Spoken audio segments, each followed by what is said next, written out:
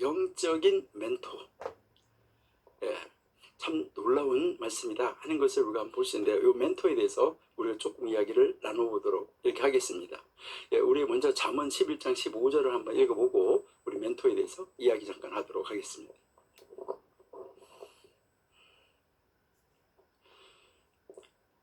타인을 위하여 보증이 되는 자는 손해를 당하여도 보증이 되기를 싫어하는 자는 평안하리라. 확고한 신념을 가진 학생은 하나님의 눈들 안에서도 멸시받는다. 이거 무슨 말이냐면 자신의 지식에 확신해가지고 자기 자신의 지식에 의지해가지고 어떤 지식, 책 이런 걸 보고 거기에 콱 사로잡혀가지고 고집이 센 사람, 이게 확고하게 심기어진 막대기 같은 인생, 이런 사람 하나님의 말씀을 공부하기 힘들다라고 이야기를 하는 것입니다. 그래서 그런 사람에게도 무엇이 필요한? 멘토가 필요하다. 보여주는 사람 필요하다는 거예요. 그러니까 우리에게도 영적인 멘토 필요하다. 그러니까 이제 이 고대 현자들은 가르치는 것이 영적인 멘토로서 회당에서 회당은 영적인 멘토로서 랍비를 모셔야 한다. 그러니까 우리 교회 안에서도 모임의 집이잖아요. 교회가 사람들이 모이는 교회당 이렇게 이야기하잖아요. 거기에 뭐 해야 될까요? 우리 정말 영적인 멘토 목사님들을 모셔야지 된다. 여러분, 우리 정원 목사님께서 멘토에게 복종하는 것이 굉장히 중요하다라고 이야기를 하는데 그걸 가지고 또 꽃을 잡고 투지하는 사람들도 있어요. 그것은 멘토가 뭔지를 잘 모른다라고 우리가 생각할 수도 있겠죠. 그러니까 우리는 멘토가 기능이 뭘까 하는 거, 이것을 우리는 정확하게 알고 있어야 된다는 것인데요. 모든 사람은 말씀을 정확하게 전수받을 수 있는, 내가 하나님의 말씀을 정확하게 전수받을 수 있는 정말 전문가인 멘토를 필요로 한다. 선생님을 필요로 한다. 그래서 그 선생님을 모셔드리라. 이게 오늘 여호수아가 가르치는 것이잖아요. 그래서 이 사람은 이제 그러한 그 영적인 멘토에게, 모세에게, 아론에게, 여호수아에게, 이 모든 그 자신의 멘토에게 그의 방향을 온전하게 맡기고 나가야 된다. 이것을 가르쳐주고 있습니다. 이것은 현재 유대인들은 마찬가지입니다. 지난번에 우리가 여러 번 이야기했지만 이제 그 유대인들이 어떻게 산다고 그랬죠? 광야에서 이제 하나님 중심으로, 성막 중심으로, 그 다음에 이제 그 제사장 중심으로 살았었는데 현재도 하나님 중심으로, 회당 중심으로, 랍비 중심으로의 삶을 산다. 이건 굉장히 중요하다는 거죠. 그러니까 그 영적인 것을 보여주는 멘토로서 랍비 중심으로 산다는 거지, 그 랍비라는 사람 중심이 아니라는 거예요. 이것을 우리가 이제 정확하게 알아야 되는데, 그래서 무엇을 얘기하면은 멘토가 없다면, 현대 그 회당이나 랍빈들이 이제 말하기는 이제 멘토가 없다면 사람은 방향을 잃을 가능성이 크다. 그러니까 방향을, 멘토가 이렇게 딱 이렇게 하지 않고 하면 방향을 잃을 가능성이 크다는 거예요. 여러분의 멘토는 누구입니까? 여러분들의 영적인 멘토는 분명하게 서서 계시죠. 그러니까 그 분명하게 이제 그 서서 계시는 이 멘토 여러분들이 따라가는 그런 사람들이 돼야지 된다 하는 거, 이것을 우리에게 지금 가르쳐 주고 있잖아요. 여러분, 그러면 멘토가 뭘까요? 우리는 멘토 많은 이야기를 하는데 여러분들이 멘토에 대해서 너무나 잘 알고 있고 요즘에는 멘토링도 너무나 많이 하고 있잖아요. 그래서 여러분들이 잘 아시는데 그 잘 아시는 것을 우리 다시 한번 간단하게 우리 한번 멘토에 대해서 정리를 한번 해보시면은 좋겠다 이런 생각이 들어요. 여러분들이 이제요 이 멘토 하는데, 그러면 이 멘토, 여러분들에게 멘토가 있는가? 모든 사람은 멘토가 필요합니다. 누구든지. 그러니까 누구든지 이 멘토가 이제 필요한데, 그러면 여러분의 멘토 누군가? 하는 것을 아는 것도 중요하지만, 먼저 우리가 이 멘토라는 단어는 언제 어디에서 어떻게 왔을까? 멘토의 기원이 뭘까?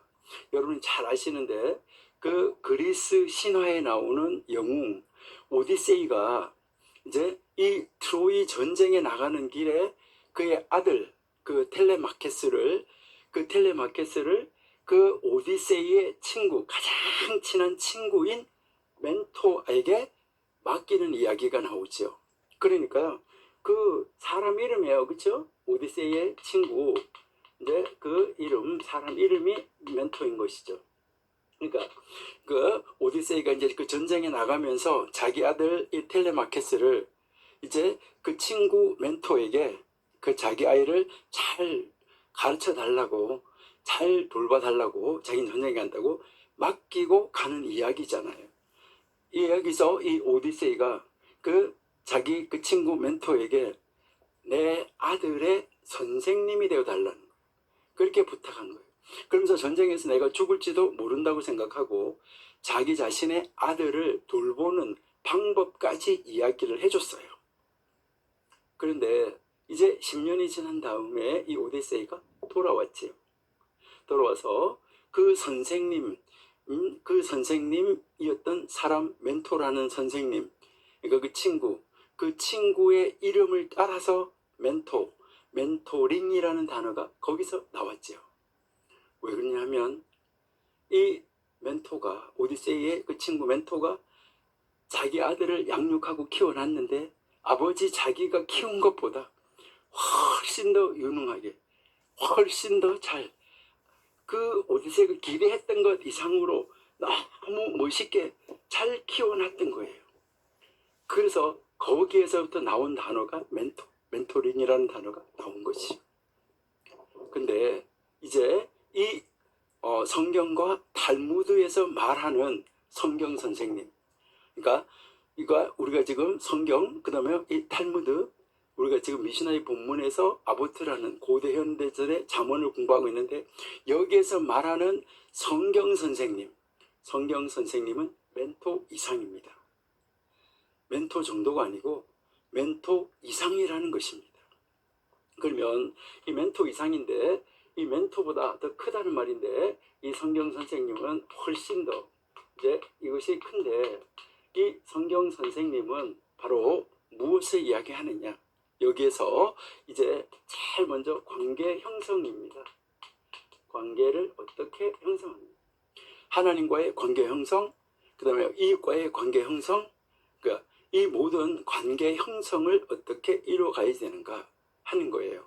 그래서 이것을 관계 형성을 통해서, 이 관계 형성을 통해서 이제 이 선생님이 가지고 있는 말씀, 진리, 하나님의 말씀, 하나님을, 이 진리 되시는 말씀, 진리 되시는 이 하나님을 어떻게 보여주고, 그러니까 어떻게 이제 이 말씀을 보여주고, 그리고 어떻게 따라하게 하고, 그리고 이것을 따라하게 하고, 어떻게 잘 감독해서, 기분 나쁘지 않게 잘 감독해서 그 길을 따라가게 하는, 그래서 다시 말해서 이것은 뭐냐면, 이렇게 그 보여주고, 그 다음에 여기서 따라가게 하고 감독해서 선생님보다, 그러니까 선생님보다 더 큰 사람, 선생님을 능가하는 사람을 세우는 것이 성경 선생님이에요. 여러분, 가장 훌륭한 선생님은 어떤 선생님이냐? 가장 훌륭한 선생님은 어떤 선생님일까? 자기 제자를, 선생님을 능가하는, 그러니까 선생님보다 훨씬 위대한 사람으로 세우는 그 선생님이 진짜 선생님이다, 이 세상에서도. 그러니까 우리는 내가 성경을 가르치고 보여줘서 그 성경 말씀을 따라서 사는 것보다가 훨씬 더 성경적으로 하나님 말씀을 따라서 진리 안에서 살아가는 그런 사람을 세우는 선생님, 이 선생님이 진짜 선생님이다 하는 거죠. 여러분, 우리의 선생님, 성령님이죠. 하나님의 영이 있는 사람, 하나님의 영이 있는 선생님, 최고의 선생님이죠. 우리가 이 시대에도 그 하나님의 영이 있어서 시대를 리드해가고, 정말 이제 해안이 있어서 이 모든 것을 바르게 바라보고, 우리가 오늘 오전에 전도서 시간에 이야기했는데 머리에 눈이 있어서 이 모든 것을 정말 하나님의 영의 눈으로, 하나님의 마음으로 바르게 바라볼 수 있는 그러한 눈을 가진 사람, 이 시대의 선지자로, 선각자로 세운 사람을 멘토로 모시고 산다는 것은 복입니다.